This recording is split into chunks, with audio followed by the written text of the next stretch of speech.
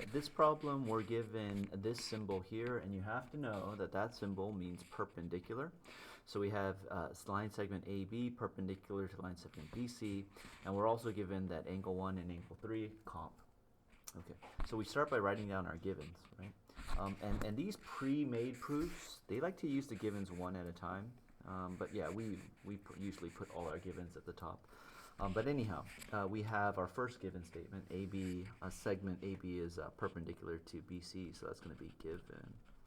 And then if we have perpendicular lines, which we do there, there's only one theorem or definition that starts with perpendicular lines.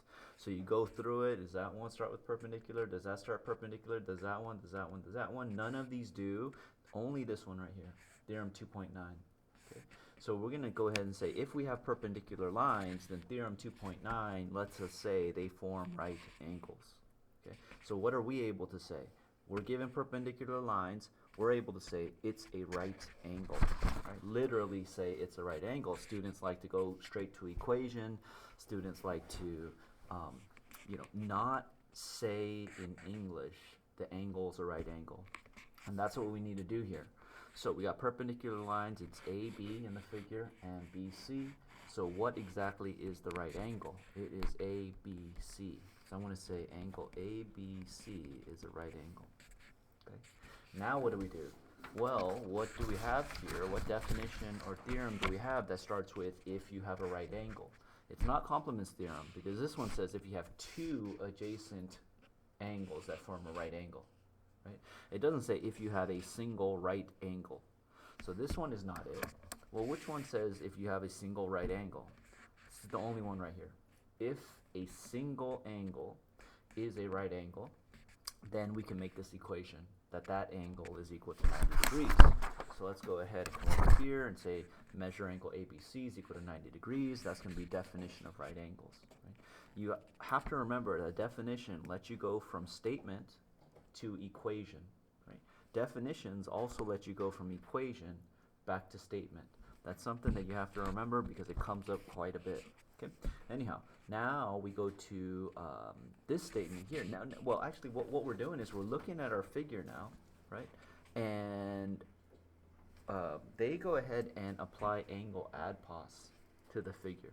So we're looking at that figure, and we're doing this right here, that part of the figure. We're applying angle adpos. What does angle adpos let us say? It lets us say the first part of the angle, angle ABE, or angle 1, plus the second part of the angle, namely angle 2, is equal to the whole angle, which is angle ABC. Right? And that's what they did right here. They said angle ABC, measure angle ABC is equal to measure 1 plus measure 2. And so what's the reason? Why are we able to say that? Well, if we look at our list of theorems, we have angle adpos. Angle adpos lets us say first part of the angle plus second part of the angle equals the entire angle. And so we're going to go ahead and put angle adpos.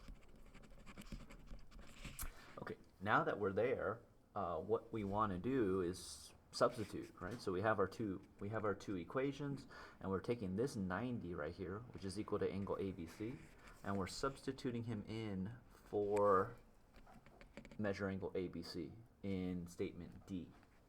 Okay, so we're going to go ahead and put that 90 there, and we get this. 90 is equal to measure 1 plus measure 2. That's substitution. Okay, great. Now, this pre-made proof, it moves on to angle 1 and 2 are comp. Right? So 1 and 2 are comp. Well, what lets you go from this equation to this statement? Right? And we know if two angles are comp, they add up to 90 degrees. And the reason you're able to go from equation to statement is always, always, always definition. Right? Or if we're going from statement to equation, corresponding equation, then an equation describing the statement, then it's always definition. So which definition is it? Well, we're looking at our proof sheet, and here are all our definitions. Well, it's obviously definition of complementary angles, right? If we're given that two angles are complementary, then we can create this equation. Alternatively, on all these definitions, if you have this equation, then you could state that the two angles are complementary, right? Which is going to be used then with congruent complements theorem. Okay? But anyhow, so this is definition of complementary angles. Definition of comp. Okay. So from there, we have a given, right? So what's another given we haven't used? Well, it is this one here, that angle 1 and angle 3 sup. Oh, I'm sorry, comp. So comp, like so. All right, great. So now what do we have? We have two comp statements. We have f and g. F is angle 1 plus angle 2 are comp, and g is angle 1 and angle 3 are comp. Okay. So what does that unlock? What does that allow us to do now? Well, that unlocks this one right here, congruent comps theorem. Right? What does congruent comps theorem say? It says if you have two angles that are complement angles, right? Two angles complement to the same angle are congruent. Okay, so that's what we have here. We have two angles comp to the same angle. And what are the two angles? Well, notice here that 2 comp to 1. Right? 3 also comp to 1. So what are the two angles? Well, obviously it's 2 and 3. Right? So we can write our next statement is angle 2 congruent to angle 3. Our reason is going to be congruent comps theorem. And that problem is finished. So I guess the strategy here was go from perpendicular lines to right angle. Then we use the angle adpos here to create an equation. We also use the definition of right angles to create that equation there, that measure angle ABC is the right angle. We substituted in, and we got this equation here, that angle 1 plus angle 2 is equal to 90. And that's a clear, it's clearly correlated with the complementary angles definition. Right? So we can go with this equation, and we can go straight to 1 and 2 are comp by the definition of complementary angles. That's great. That works for us because now we're working our way towards two comp statements. Right? So we have one comp statement, and we have another one here that's given. Right? So now we have our two comp statements. And since we have our two comp statements, we can now unlock the congruent complements theorem to say that the two angles that are comp to the same angle are congruent. And that's the same strategy that you can use with congruent subs theorem, right?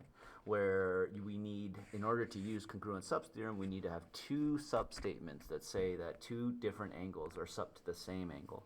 And then we could say those two different angles are congruent. So anyhow, that was that problem there.